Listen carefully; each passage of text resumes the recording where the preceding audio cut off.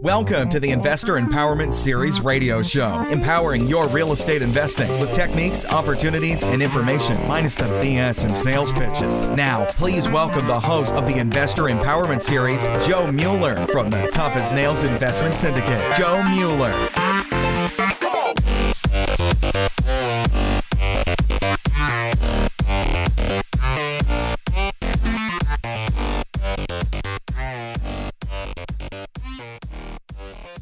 Welcome back again to the Investor Empowerment Series radio show. This is episode number 19, the analysis of a deal.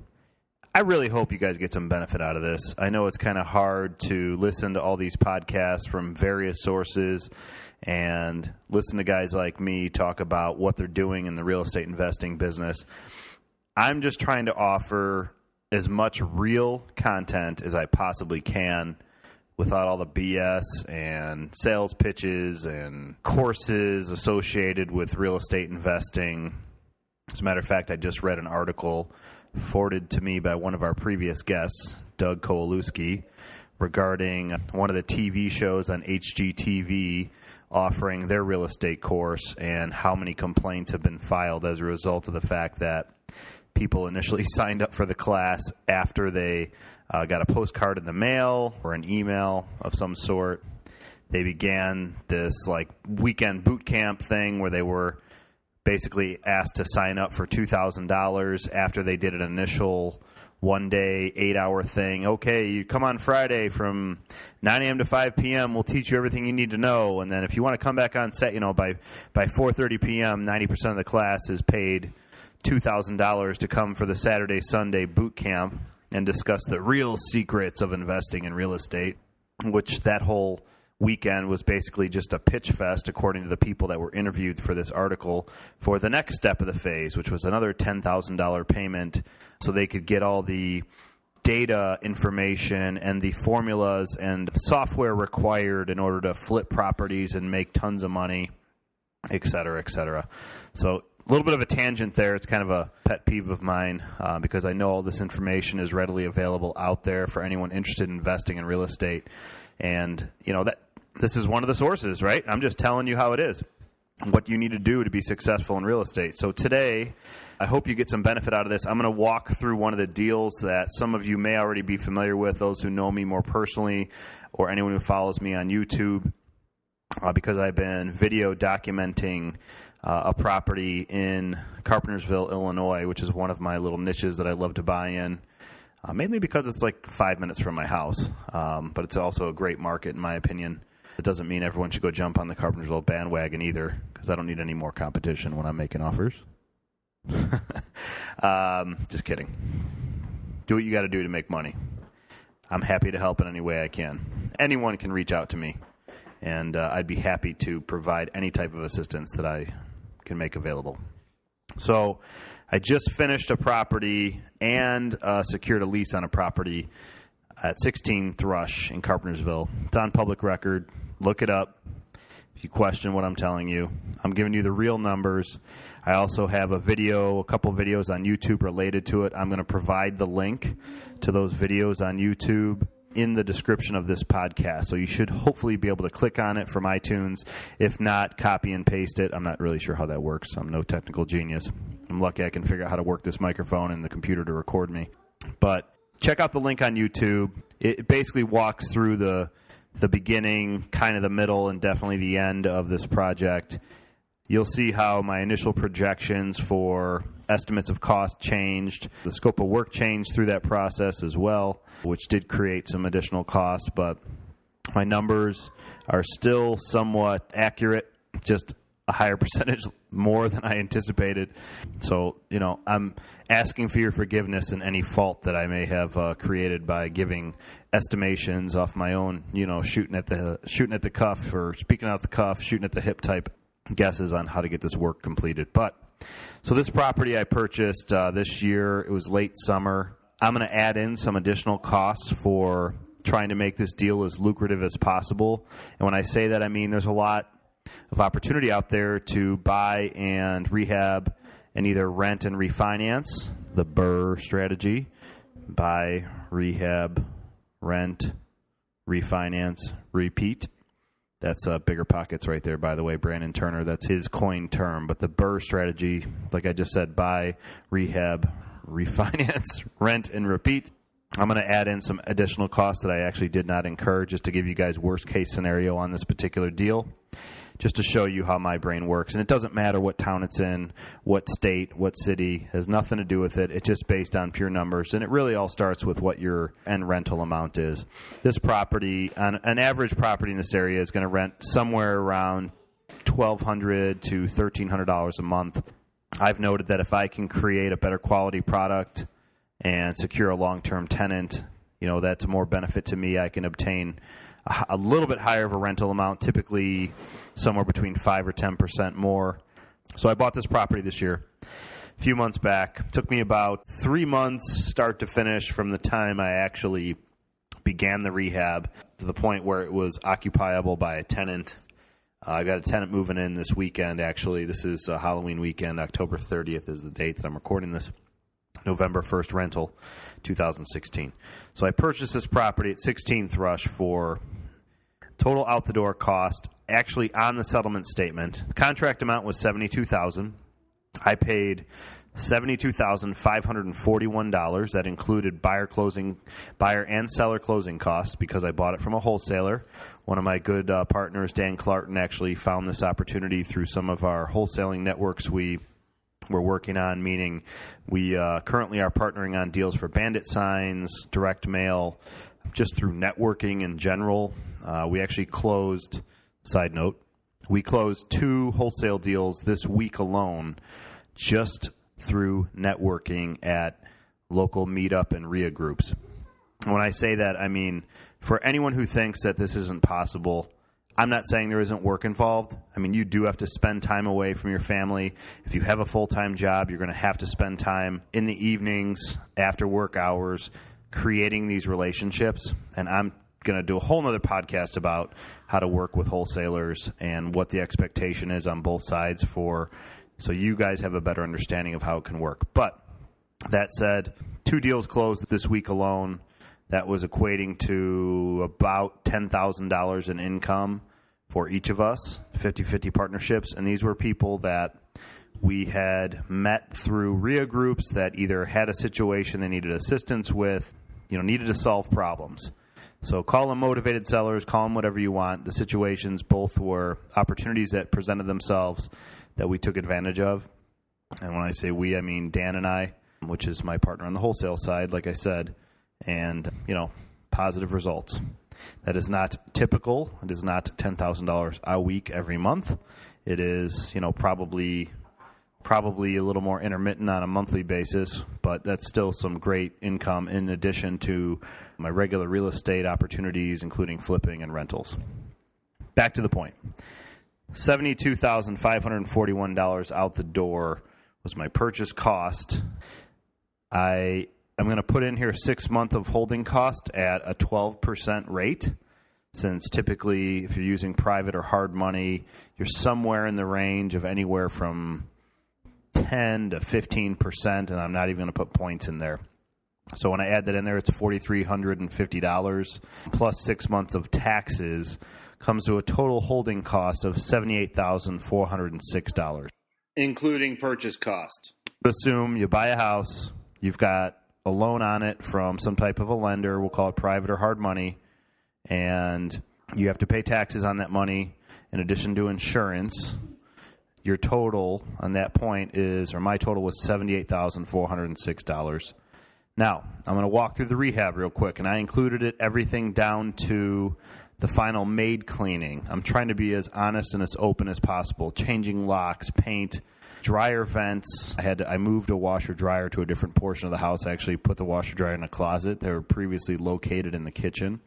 Landscaping, garbage cleanup, which is essentially just demo and cleanup. And I had some hardwood done, plumbing work, installed an air conditioning unit, had some outlets piped in and installed, had the electric updated where needed. And when I say that is, it was already updated to a panel, but there was some old antiquated material in the property, which would be Romex, which is not up to code. So let's call it, bringing the property up to the electrical code. Miscellaneous material in general, cabinets, granite, garage door, and drywall work. That total cost came to $23,232, and again, that includes the maid service at the end of it at $120. $100 in locks to change the locks all to the same key. So I think there's two exterior doors plus a garage man door. It was $100 roughly. Hardwood was $2,500. Plumbing was $2,300, including a new hot water heater. Air conditioning unit for this property, $1,500. So I'm not going to bore you with all the finite detail of it, but that's my total cost right there, $23,232 in rehab. And this is a really, really nice property. I was able to secure a tenant at a higher than normal rental rate as a result. But again, all the baseboard, all the shoe, all the casing around the doors, all the interior doors, all the door lock sets, everything's been replaced. Basically, the walls were intact.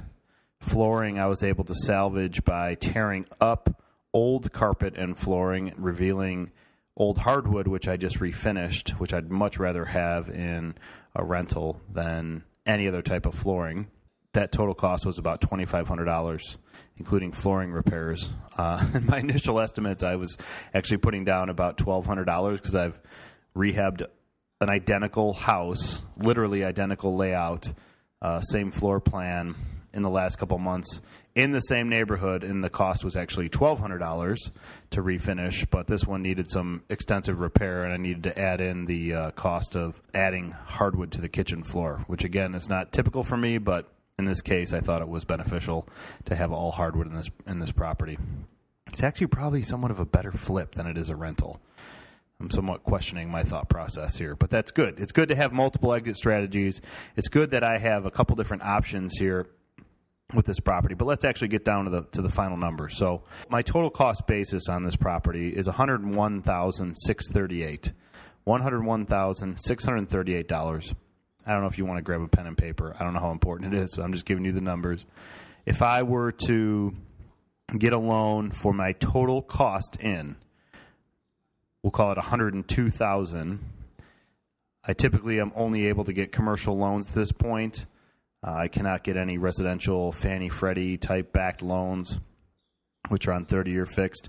So I'm basically one of those guys that's seeking out local funding constantly from local banks. Not only on the front end, I'm looking for private lenders to help on the acquisition side, which I typically pay between 9 and 12% for my acquisition and rehab funds. I'm also on the backside when I finish a property looking to refinance with a community bank, typically smaller, not one of these large national conglomerates. And I'm getting rates in the 4% range, 4.5% range over a 20 or 25-year amortization. And they're always, not always, but more recently I've been getting five-year balloons. So that's a topic for another day on how a 5-year balloon works, but I'm using the example I'm going to use because I have not refinanced this property yet, is if I were to completely cash out of this property, 100% cost is paid back to me at $102,000 at 4.5%, which is, I think, the last rate I was given when I refinanced a few months back on a different property. My monthly payment just for the loan would be $566 per month on a 25-year amortization, which is how it's run on the commercial side. This property is rented for $1,350 a month, so $1,350. The taxes are $3,031 per year. Insurance is $54 per month. The tenant pays all the utility costs. So if I take $1,350 and I minus $252 in taxes, which is that monthly payment of tax, $54 in insurance, minus my mortgage payment, loan payment of $566, which would be, again, 100% cashed out, paying everybody back, no money in the deal. I would be getting a net monthly cash flow of $478 per month. My magic number is $500. That's the number I always work for.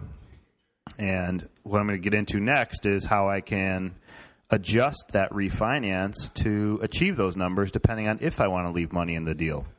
Everyone's at a different place in their investing. And at this point in my career, I'm okay with leaving my 10 to 25% equity in the deal when I get these loans and do these refinances. As a matter of fact, I would prefer to have some equity in the deal and not do a full cash out, and that's just my own personal belief, as I did live and work and invest through the great crash of 2008 in this country. And I guess the whole point is if I need to sell now, I can still, I'm not going to be underwater. So if that value of that property drops by a significant amount, I'm still not going to be underwater. I can sell that property for a profit. I think there's value to that for me personally. Everyone needs to make their own choices. Everyone's got different financial challenges they're going to deal with. This is just where I'm at in my life. So if I were to get this property at a $75,000 loan, which would leave essentially $26,000 into the project itself out of pocket, then my payment would drop about $150 per month, which means my net income at that point would actually be $628 per month. So that's a rent of $1,350, taxes of $252, insurance payment of $54, and a loan payment is actually going to be $416 at that point. That would cash flow $628 per month, which is incredible. I'll take that deal all day long. That's only on a $75,000 loan, so I'd be leaving, like I said, $26,000 of my own cash in the deal. If you want to do 100% cash out, which I didn't touch on that, but the after repaired value on this property is actually $145,000 to $150,000. I could put this on the MLS tomorrow, even in October, in the Chicago area, and I could sell this property for $145,000 to $150,000. And I didn't scrape on any of the amenities on it as well. So keep that in mind. I've got granite in there. I've got stainless steel appliances, which those alone were about $2,000. So I just want to make that clear that everyone's got to have their own strategies.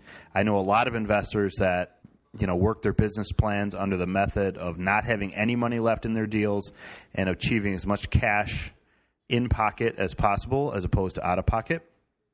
Those numbers, if I was 100% cashed out of this, I'd have $50,000 in equity approximately.